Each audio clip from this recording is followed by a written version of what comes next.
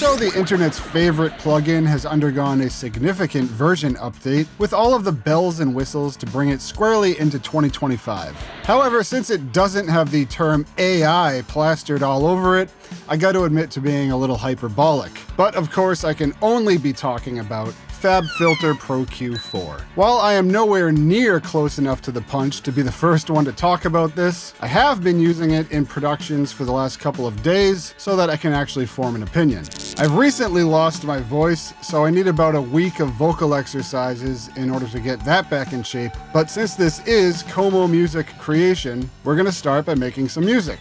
So we'll start by making the instrumental section of a song of mine from the past that I didn't really get right the first time around, so I'm taking another swing at it. But there should be more than enough going on here in order to put this plugin through its proper paces, so let's get going.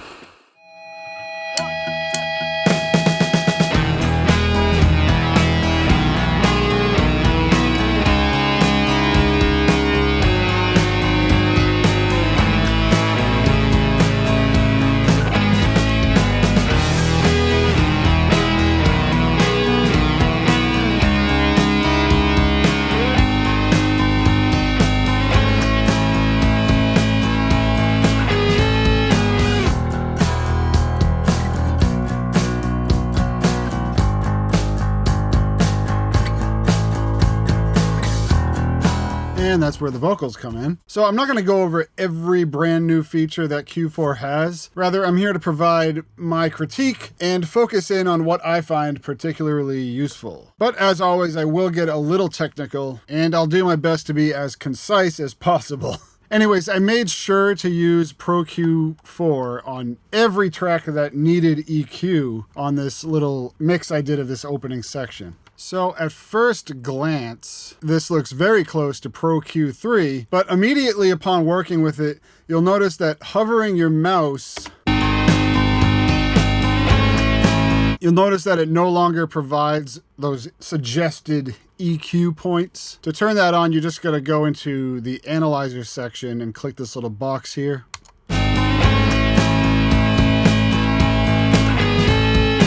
And like I said, then it will provide these little points where you might want to focus in on, but I've already done the EQ on this track, so let's ignore that. So one of the larger additions is EQ Sketch, which allows you to just draw in an EQ curve and then it automatically makes your points. But honestly, this doesn't really interest me that much. I tend to lean on parametric EQs like Pro-Q for specific tasks as opposed to broad brushstrokes.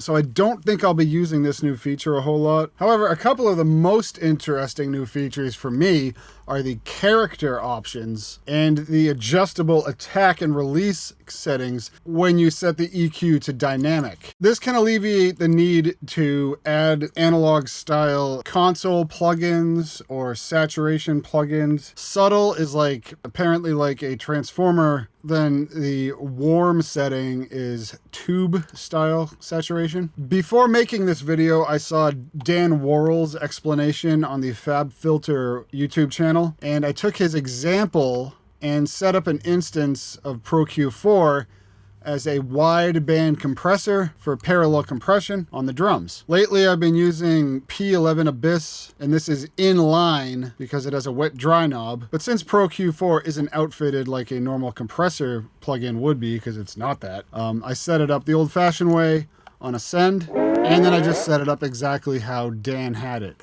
So let's see how that sounds.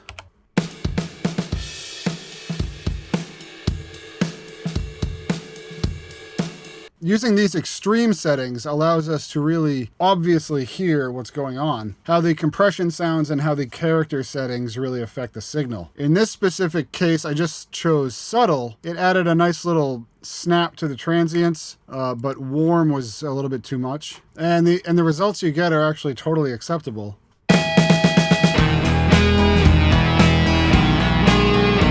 So to bring up the parameters for the band, I just click on its node here, and then I click on this little arrow, and that brings up our new attack and release controls. The more I fiddled with this, the more I found that just leaving it at auto a lot of the time was fine. But on the parallel drum bus, I did really like how I could pull that release all the way down so that it's really fast. So on the acoustic guitar, I chose to use the warm saturation setting. I found that on cleaner sounds, that's nice. And then on more distorted or aggressive sounds, I'll just leave it on the subtle setting. And just having these two options alone provides a spectrum of saturation that gives a cohesiveness to the mix. And this may help me not reach so often for CPU hogs, like the kind you would see from Acoustica Audio, to do this sort of job. And the saturation on the Pro-Q4 is apparently oversampled internally. So a lot of the unwanted side effects of digital saturation, like aliasing, is at least minimized in the audible range. Another new feature that excited me was the ability to add spectral dynamics to your bell and shelf curves. The intention is to provide a tool to tame harshness or unwanted resonances, but it can also be used to exaggerate interesting resonance through expansion. The market has sort of become overblown with tools like this that do spectral dynamics, with Soothe and Gullfoss being the pioneers, but all of the contenders each have their own place if you're willing to listen close enough to them. I own Gullfoss, and being in the 55% off tier on Acoustica Audio, I actually bought Dove, but I sort of stopped using that one, and also I don't really use Gullfoss too often anymore. Instead, I've just fallen back on my longtime and current favorite, which is the DSEQ from TB Pro Audio. What I really like about this one is that I can get super duper specific with it. I can choose like a band pass and put it all the way up to 96 dB and then make the slope really tight. So suppose I had like a resonance at like 2.8K, around 3K, which is normal for a guitar. Then I can get really specific in there and just focus on that. And like I said, I can choose, like, suppose I want the maximum gain reduction to be like 6 decibels. I can do that here, set my threshold, and then kind of tell it how strong I want the algorithm to act with this little control here. And then I can control the attack and release here.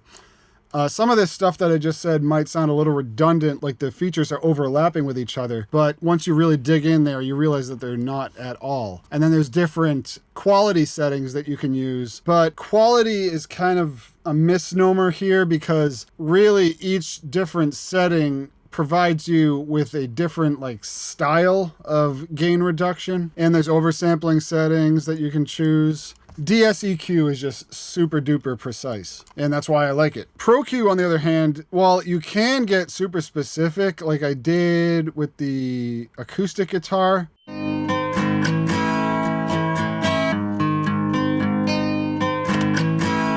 and even though I can set this up to mimic DSEQ, I found that I could totally kill the resonant frequency using DSEQ, but I couldn't really do that with Pro-Q. However, I really liked it on the distorted lead guitar. And really all I had to do was add a couple of wide bell curves and then set this one to allow for spectral processing. And to do that, you just click this little button right here.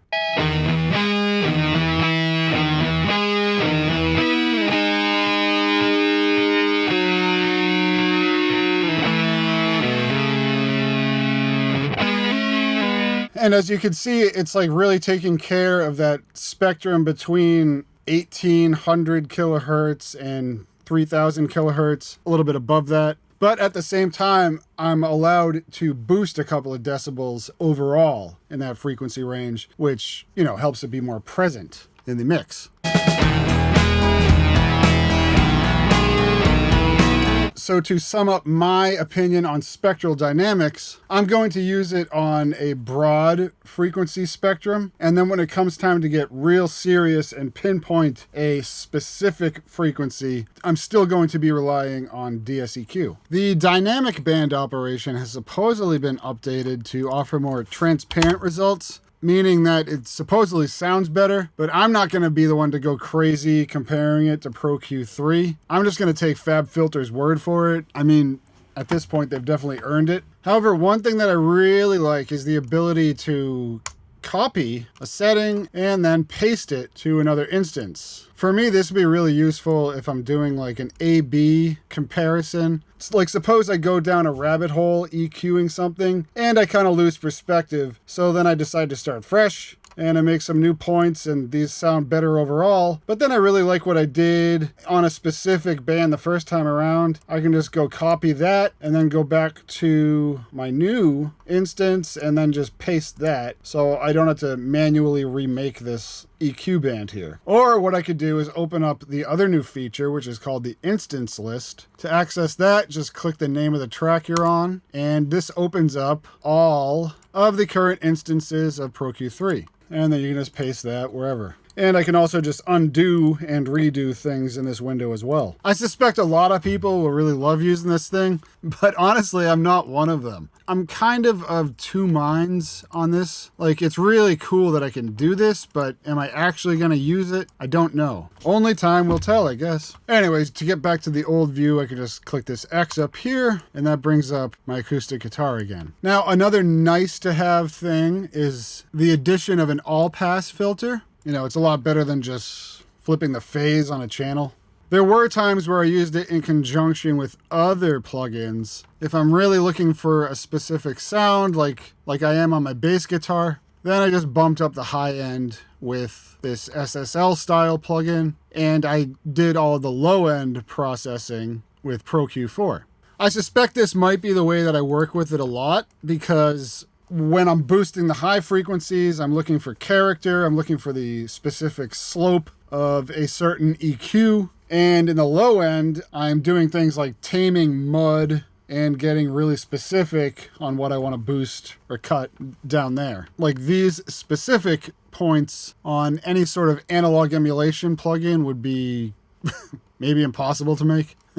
So aside from that stuff, I'm sure there's something I'm missing that I'll remember later, but these are like the best new features that really excited me the most, and the workflow enhancements that they provide are very welcome. So if you're new to recording music and you want to travel outside of what your DAW has to offer, and you need a great workhorse EQ with some unique and interesting features, then look no further than FabFilter Pro-Q4. It sounds great, it's easy to use once you wrap your head around it, and the new options make it even more versatile than ever, which will alleviate the need to purchase additional plugins, or at least hold you off for a little while until something comes along that you just can't live without. Anyways, I really hope that you've taken away something useful from this video, and if you have, then please remember to like, subscribe, leave a comment. Thank you for tuning in. I hope you make some great music on your own, and I'll see you next time.